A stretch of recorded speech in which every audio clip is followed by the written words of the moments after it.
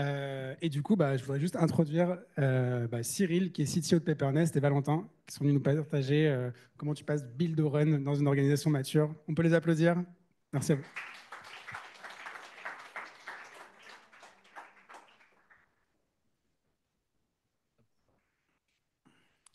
Bonsoir à tous. Donc, on vient vous présenter effectivement un retour d'expérience sur un projet. Le but, c'était pas de vous montrer une révolution, mais un peu comment on l'a géré et quels enseignements on a eu depuis ce projet assez ambitieux qu'on a eu chez Peppernest. Donc, je suis Cyril Morcret, je suis le CTO de Peppernest. Et Valentin, du coup, CPO de Peppernest. Voilà. Alors, on va commencer évidemment, vous y couperez pas pour savoir ce que c'est que Peppernest. Donc, Peppernest, puisque a priori, on est surtout connu effectivement par nos partenaires. En fait, nous, l'idée, c'est de un peu voilà, révolutionner la gestion des contrats et d'abonnements. En gros, on gère pour vous toute la partie administrative lors des événements importants de votre vie, comme un déménagement. On va gérer tous les aspects de la... Ah, plus fort, ok. Donc, je disais, on va gérer tous les aspects administratifs à des moments importants de votre vie. Donc, en l'occurrence, au moment d'un déménagement, on va vraiment prendre en charge l'intégralité des charges administratives, aussi bien directement ou en envoyant des lettres recommandées, mais aussi pour vous aider aussi à faire du contract management, donc c'est-à-dire de pouvoir optimiser vos contrats en vous proposant des choses peut-être plus intéressantes, ou alors effectivement de nettoyer vos comptes bancaires avec des abonnements qui traînent, genre un Netflix ou un abonnement de salle de sport, pour ne citer que ça. Voilà. Et pour commencer, on vous a parlé du passé du build au run dans une organisation mature. Qu'est-ce qu'une organisation mature? En quoi on considère Peppernest comme étant mature? Peppernest, c'est une scale-up qui a 8 ans maintenant, qui a été fondée en France, qui opère maintenant dans 3 pays au travers de 4 bureaux, qui a 900 collaborateurs, qui a servi plus de 2 millions de clients et qui a un NPS de 70. Donc le NPS, ça va de moins 100 à 100. Et donc 70, ça veut dire qu'on a un service qui est bien installé et qui aujourd'hui satisfait nos clients. Et donc on a un niveau de service à maintenir. On ne peut pas changer l'ensemble de notre proposition de valeur sans accompagner le changement. Aujourd'hui, Peppernest, Cyril l'a dit, nous permet de gérer l'ensemble de vos contrats. Donc, on opère 5 services, les contrats d'énergie, de téléphonie et d'Internet, le déménagement, la redirection de courrier et l'assurance habitation. Et c'est sur ce dernier élément qu'on a saisi une opportunité récemment et qu'on va vous présenter. L'opportunité, c'est de lancer Peppernest Assurance. D'abord pour nos clients, parce que je l'ai dit, Peppernest a un NPS de 70, donc c'est hyper haut dans la tranche de NPS, là où le secteur de l'assurance habitation en 2021 a un NPS de 3. Donc c'est pas moins 100, donc c'est pas nul. En revanche, c'est hyper moyen. Et donc, ce n'est pas du tout raccord avec l'expérience que nous, Peppernest, on veut proposer à nos clients. C'est donc le premier feedback de nos clients. La deuxième chose, c'est que ça s'inscrit dans notre vision long terme de contract management et d'avoir une interface unique. Et à un moment, on a essayé tout ce qu'on pouvait pour connecter tous les acteurs du marché, pouvoir connecter tous les contrats, connecter toutes les caractéristiques de votre espace client. Il y a un moment où en fait, on ne peut pas faire mieux et on n'est toujours pas satisfait de ce qu'on fait. C'est-à-dire qu'on est obligé de développer nous-mêmes le produit. En termes de business aussi, puisque aujourd'hui, avant Peppernest Assurance, on était apporteur d'affaires pour nos partenaires. Donc c'est un service gratuit pour le client et dès qu'un contrat est signé, on est rémunéré par nos partenaires. On fait donc de la lead generation pour ces partenaires-là. Ça nous permet de diversifier notre revenu puisque d'un revenu one-shot à la signature, on passe sur un revenu récurrent monthly. Aussi, ça limite notre dépendance au marché. Puisqu'on fait de la lead generation, on est donc à un coût d'acquisition pour ces partenaires-là. S'ils ne veulent plus d'acquisition, notre business tombe. Aussi, ça nous permet donc d'assurer notre croissance long terme. On décide donc de plugger Peppernest Assurance à notre verticale Assurance Habitation. Et donc, tu peux aller à la slide d'après. On va vous parler de comment on a construit Peppernest Assurance avant de l'intégrer dans notre écosystème. Bon, voilà, donc si on fait une petite photo de l'organisation de Peppernest, alors très très haut niveau. Voilà, on a 3 grosses équipes, une B2B qui s'adresse à nos partenaires agences immobilières et banques, le B2C, les internautes, et le back-office qui va gérer les lettres commandées, les appels, le service client, tout ça, etc. Donc aujourd'hui, il a fallu qu'on rajoute une corde à notre arc et qu'on rajoute une tribu, puisque c'est vraiment quelque chose qu'on ne faisait pas, parce qu'encore une fois, on est fournisseur cette fois, on n'est plus apporteur d'affaires, donc ça quelque chose de totalement différent. Donc là, on a décidé de créer une équipe pluridisciplinaire, ou aussi appelée Impact Team, et surtout voilà, de commencer à aller chercher, piocher dans toutes les équipes on va dire les talents pour déjà pour avoir plusieurs avantages. Le premier, c'est déjà de récupérer la compétence terrain et la connaissance effectivement métier qu'on peut avoir dans toutes ces équipes. Le deuxième, c'est la communication, puisqu'encore une fois, le projet a été décidé à très haut niveau, on l'a lancé, mais il va falloir communiquer à fond pour dire que ce projet, on en a besoin. Et en plus, comme on va prendre des gens dans chacune des équipes, les équipes ne sont pas contentes, puisqu'on va impacter les roadmaps de chacune, les objectifs. Donc, la communication, vous verrez, on va donner des enseignements, est extrêmement importante dès le début. Parce que justement, on sait que c'est un des facteurs de succès, de ne pas prendre une équipe complètement from scratch, mais vraiment d'aller récupérer toute la compétence qu'on a là et leur apprendre autre chose. Voilà. Hop. Bon, ça n'a pas suffi. Hop là. Bon, évidemment, on n'a pas uniquement pris des gens en interne, on a pris des compétences extérieures également, on a essayé de compléter. Le but, encore une fois, c'était par rapport à ce qu'on nous a donné, on avait des contraintes assez fortes en termes de timing pour pouvoir saisir cette opportunité, pour pouvoir gérer le BP. Donc l'idée, c'est vraiment de créer une équipe qui est protégée et qui a un focus uniquement sur le MVP. Donc c'est important parce que, encore une fois, c'est un vrai MVP. C'est-à-dire que si ce n'est pas dans le MVP, ça n'existe pas. Parce que sinon, c'est plus un MVP, c'est un projet. Et donc là, on a créé vraiment cette équipe avec toutes les compétences qui nous semblaient importantes pour vraiment y arriver. Ok, donc on vous a expliqué comment staffer une équipe pour lancer un nouveau projet, comment de manière transverse, dans une organisation aussi mature et aussi large que Pepper-Nest, on a pu faire de ce projet un succès. Et c'est passé par 3 verticales ou 3 apprentissages supplémentaires. Le premier, c'était donc de clarifier tout de suite l'ambition. On a parlé de MVP qui était trop large dans le talk précédent. Cyril a redit que le MVP, le scope est hyper important. Et en effet, cette task force qu'on a créée, donc on l'appelle Impact Team, elle ne peut pas vivre trop longtemps en dehors des codes de l'organisation avec sa propre routine, etc. Il faut donc qu'on puisse limiter au maximum sa zone d'intervention. Et donc pour ça, mettre tout le monde d'accord sur le MVP. Le MVP, c'est donc le premier produit qu'on va pouvoir vendre à nos clients. On ne pourra pas traiter l'ensemble des besoins, de l'ensemble des caractéristiques d'un contrat d'assurance habitation, si ce n'est que ça nous permet d'être live. C'est aussi clarifier l'ambition en termes de business, parce que je l'ai dit, on va passer d'un business one-shot à un business de recurring revenu. Et donc, c'est important que tout le monde puisse le comprendre et pas simplement le CFO. La deuxième chose, c'est d'avoir identifié un sponsor très fort. En l'occurrence, il s'agit d'un co-founder qui est notre managing director. Et donc, il incarne, lui, le changement de business model pour l'entreprise. Tout le monde, depuis 7 ans, 8 ans, est habitué à ce que Pepper-Nest travaille d'une manière, génère du revenu d'une manière. Cette personne qui a fondé l'entreprise va pouvoir incarner ce changement et être la figure de proue de ce changement-là. Si je peux rajouter un truc d'ailleurs, et vous protéger pour éviter que le MVP change. Parce que sinon, il y a toujours quelqu'un du dessus qui dit « ouais, mais ça, c'est important ». Donc, avoir un grand sponsor, c'est important. Et le troisième élément est donc la communication, puisque vous pouvez aligner l'ensemble de votre leadership autour d'un nouveau projet stratégique. Quand vous avez une entreprise de quasiment 1000 personnes qui parlent plusieurs langues et qui est dans 4 bureaux, vous ne pouvez pas simplement communiquer au sein de la squad que vous avez créée et qui est toute fraîche, qui est toute belle. C'est hyper bien pour eux et on les a protégés et ils ont pu faire leur job. C'est important pour tout le monde de bien connaître, donc je disais l'ambition, mais aussi la manière dont on va travailler, ce sur quoi on avance et donc les différents avancements, et donc de over-communiquer pour que le projet puisse, tout le monde puisse s'imprégner du projet dès le départ. Voilà, donc si on vous résume, encore une fois, les premiers enseignements, ce ne sont pas les seuls, mais encore une fois, communication aux équipes, parce que vous allez récupérer des ressources internes, on va travailler autrement, on va donner une ambition au sein de la société. Il faut que les gens comprennent que cette ambition a un timing et qu'on doit vraiment le tenir. Parce que sinon, il y a toujours le quotidien vous rattrape. Le suivi de l'avancement, c'est encore une fois, ça va avec la communication. Parce que vous avez un objectif d'un MVP.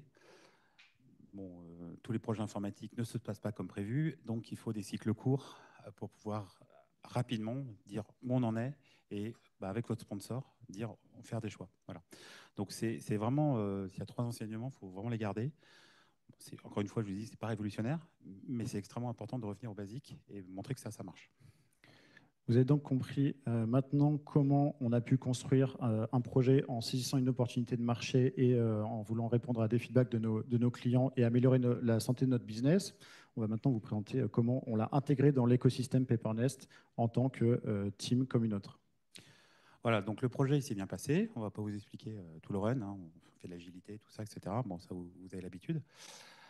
Après, le choix qu'on a fait, c'est commencer à dire, bon, maintenant que le MVP commence à être en ligne de mire et qu'on arrive proche du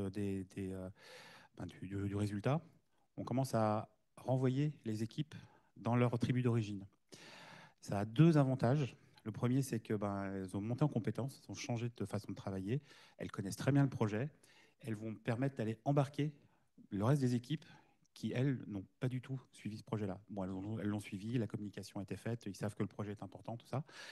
Mais le fait d'avoir des équipes qui rentrent, ça permet, alors au niveau technique et au niveau effectivement produit également, mais business également, c'est vraiment de pouvoir les embarquer et surtout qu'elles montent en compétences très rapidement dans ce nouveau projet qui est encore une fois assez différent pour toutes les manières de faire de PaperNest. Voilà. Alors en même temps, évidemment, les gens qui s'en vont, faut les remplacer. Hein. Donc dès le début, c'est ce qu'on vous dira après, il faut anticiper les recrutements des gens qui s'en vont. Donc, parce qu'en France, les recrutements sont longs. Alors, nous, on a la chance d'avoir un bureau en Espagne. C'est vrai que les préavis sont de 15 jours, donc on peut être plus réactif. Mais en France, c'est 3 mois. Donc, si votre projet, c'est effectivement quelque chose sur lequel vous devez anticiper, parce qu'en plus, les bons profils ne se trouvent pas immédiatement. Et une fois que vous avez toute cette équipe reconstituée, alors soit parce qu'il y a des gens qui ne reviendront pas dans leur projet, mais qui restent parce qu'ils adorent le nouveau projet, et que vous avez déjà, depuis le début, établi l'équipe cible, c'est important parce que dès le début, vous devez dire, bon, OK, pour construire cette équipe, j'ai besoin de combien de personnes, mais il faut dès le début dire, pour le run, je vais avoir combien de personnes. Parce que l'erreur classique, c'est se dire, j'ai besoin de tant de personnes pour construire, puis après, ils sont encore là. Mais en fait, pour le run, on a moins besoin. Sauf si vous avez vraiment une roadmap comme le bras. Mais sinon, potentiellement, vous avez besoin de moins de personnes. Donc, encore une fois, l'anticipation, c'est bête, mais c'est extrêmement important de ne pas commencer à réagir une fois que le MVP est fini. Il faut le faire en parallèle. Voilà, on va le répéter plusieurs fois. Ça. Et donc, on passe sur les phases de run. Et là, parce encore une fois, on sait maintenant, on a fini le projet, donc on sait quelles sont les premières. Et les premières, ça va être toujours, et c'est ça qui vous permet de faire cette transition, c'est la stabilisation. Voilà. Donc, il ne faut pas en avoir peur, et il faut surtout l'anticiper. Parce que, encore une fois, on survend souvent le fait que ça va arriver sans prod, poum, c'est magique, ça marche. Non, en fait, ça ne va pas marcher, et on va avoir 1 ou 2 sprints de stabilisation. Donc, pareil, communiquer sur le fait qu'il y a les mollos au début pour pouvoir stabiliser. Donc, on reprend notre timeline. On vous a expliqué comment faire un bon build. Et une fois que vous avez mis ce setup en place et que tout le monde est sur les rails pour aller atteindre l'objectif du MVP et sortir ce nouveau business, c'est votre responsabilité de prendre du recul et de se dire, OK, il y a une équipe qui est focus. Ma responsabilité, c'est d'aller voir ce qu'il y a après. On a fait tous les workshops qu'il fallait pour définir ce fameux MVP dont on parle depuis tout à l'heure. Dans ces workshops, on pu émerger énormément d'idées et on a aussi une très bonne connaissance du terrain parce qu'on vend des contrats d'assurance depuis des années. Donc, on sait très bien que notre MVP ne va pas être le produit qui va se vendre le plus. En revanche, il nous permet d'être live. Et donc, on doit anticiper les étapes d'après, donc post-MVP, donc on peut appeler ça des V1, 2X. Il faut tout de suite les clarifier pour pouvoir anticiper l'étape d'après. Lancer le recrutement de l'équipe cible le plus rapidement possible. Donc, on peut garder des personnes, des équipes qu'on avait sélectionnées précédemment. C'est important qu'elles puissent venir infuser le projet dans leurs équipes initiales aussi. Et donc, le but, c'est d'arriver au lancement du MVP et de passer au run dans l'étape d'après et d'éviter quelconque moment de flottement dans lequel la personne se pose la question, que ce soit dans la squad qu'on a créée, mais aussi dans l'organisation généralement. OK, super, ils ont bossé pendant des mois sur ce projet, mais qu'est-ce qui se passe derrière? Comment on le fait? Parce qu'au final, on a construit ça. Est-ce que nous, on reste dans notre mode de run où en fait, on nous a pris des ressources? Qu'est-ce qu'on va aller faire derrière? Quelle est l'ambition qu'on a encore pour ce projet? Est-ce que c'était juste un one-shot, etc. Donc, c'est vraiment votre travail, une fois que ces équipes-là, elles sont focus sur le delivery de ce premier, et donc de cette première version donc du build, d'anticiper le run. Et donc, ils commencent dès le départ du projet pour vous en tant que manager. Donc, quelques takeaways qu'on vous a relistés ici à la fin. Finalement, pour pouvoir passer du build au run dans une organisation mature, il nous faut un sponsor interne qui incarne le projet et qui va pouvoir incarner le changement ou le pivot pour votre business, communiquer et surcommuniquer sur le scope, le setup, mais aussi l'étape d'après. Une équipe dédiée sur l'objectif de manière à ne pas venir surcharger les équipes initiales qui sont sur votre core business depuis le départ. Et dès le setup, votre responsabilité, c'est d'organiser toutes ces next steps pour aller tirer le meilleur de votre projet et de l'avenir. Voilà, ceci conclut notre présentation. Donc on vous remercie. Et puis,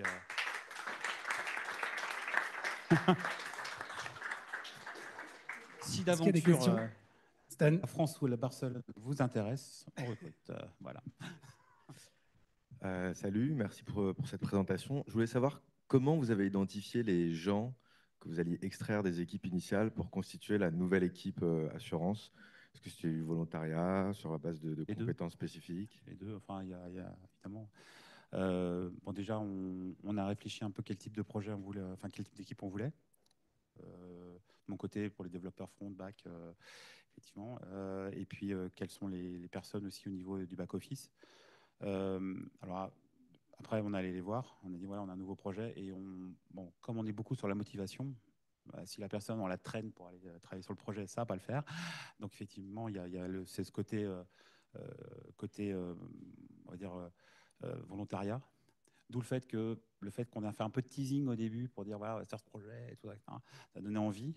Et je pense qu'on a trouvé les profils de ceux qui voulaient justement changer un peu la façon de travailler. Parce qu'il y en a beaucoup qui étaient là depuis longtemps dans les équipes, qui se sont dit ah bah c'est l'occasion de pouvoir travailler autrement et trouver autre chose. Donc, voilà. Donc en fait on a fait pas mal de volontaires en fait. Merci. Je me demandais si tu avais quelques chiffres sur combien de temps a duré la phase de build et combien de personnes étaient impliquées.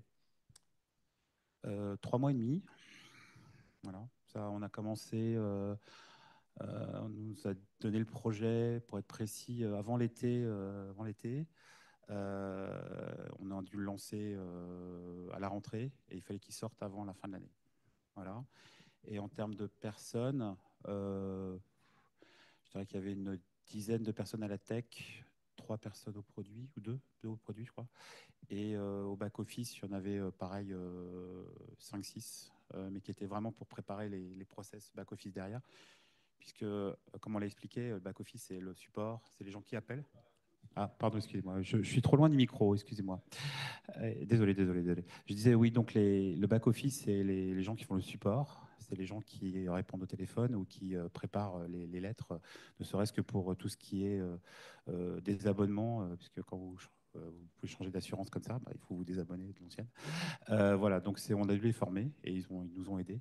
Donc voilà, ça devait être 5-6 personnes, mais après, ces gens-là, ils sont tous repartis vraiment pour que le back-office gère Pepernest Énergie, Pepernest Assurance à côté. Voilà.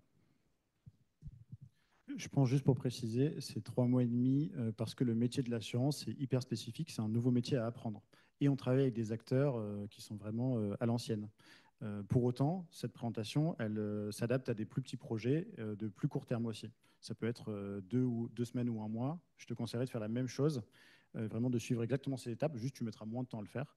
Mais je pense que c'est juste le micro qui est... Ouais. Et du coup, ça te permettra juste de suivre les bonnes étapes, de dérouler et que tout le monde puisse s'en imprégner parce que c'est un changement trop majeur pour ton organisation. Merci beaucoup pour la présentation. J'avais une question sur le build. Donc, une fois que les personnes ont été choisies ou sont portées volontaires, comment vous avez fait en sorte qu'il y ait un bon démarrage de cette équipe qui s'aligne? Parce qu'on parle d'une nouvelle ambition, de nouvelles façons de faire, et c'est des gens qui viennent de différentes équipes. Et donc, ça me semble critique, en fait, de bien booter cette équipe dans le bon état d'esprit, dans la co-construction, etc. Qu'est-ce que vous pouvez nous partager comme retour d'expérience? Ouais, il faut comprendre qu'on a pris des ressources clés en termes d'expertise, de seniorité et de motivation, mais finalement, on leur a aussi expliqué qu'elles allaient faire le même métier sur un autre sujet. Par exemple, dans la team B2C, donc on vous a représenté de manière macro les différentes étapes, les différentes équipes, la team B2C, elle vend déjà des contrats. Donc, la personne est venue et on lui a dit, tu vas vendre des contrats, mais ça sera des contrats pour Peppernest Assurance. Pareil pour la team back-office. Ils connectent déjà des dizaines d'API de différents providers, etc., partenaires. Le but étant maintenant de s'interconnecter avec un provider avec qui on deal en direct. Donc, c'est pas tellement un changement dans leur day-to-day, c'est plutôt vraiment organisationnel. Donc, il faut aussi comprendre que c'est un changement majeur pour le business et pour notre produit, mais dans leur capacité, dans leur day-to-day, on n'a pas fait de changement radical. Oui, et puis, encore une fois, ils étaient assez embarqués dans le projet. Comme je l'ai dit tout à l'heure, c'était des volontaires. Donc, en fait, il n'y a personne qui est venu. Enfin, on a eu la chance de personne qui soit venu parce qu'on lui a donné un coup de pied aux fesses, quoi. Donc rapidement, comme on a été assez clair, on a anticipé, on a essayé de donner vraiment les objectifs de ce projet avec un partenaire qui nous aide. Hein, on ne fait pas tout seul. On a l'architecture, tout ça, etc. Ça a été assez direct. Et après, comme le dit Valentin, on a remis dessus des choses qu'on savait déjà, la connexion avec Salesforce, etc. Donc on n'a pas eu beaucoup à aligner les gens parce que ils sont venus sur le projet, parce que, encore une fois, on a communiqué, on leur a donné envie. Et ceux qui étaient là, ils avaient envie de finir le projet. Et on avait surtout un head of engineering qui était à fond sur le projet, qui a joué un peu les rôles de coach sportif, qui mettait sur les murs la date, les machins, qui était en mode Fabien Galtier, là, allez-y les gars. Donc du coup, ça a créé une énergie et un engouement très fort. Mais comme le disait Valentin plus tôt dans la présentation, on ne peut pas tenir comme ça. 3 mois, c'était le maximum qu'on pouvait faire. Après, ça s'essouffle. Canon. Merci énormément à Cyril et Valentin.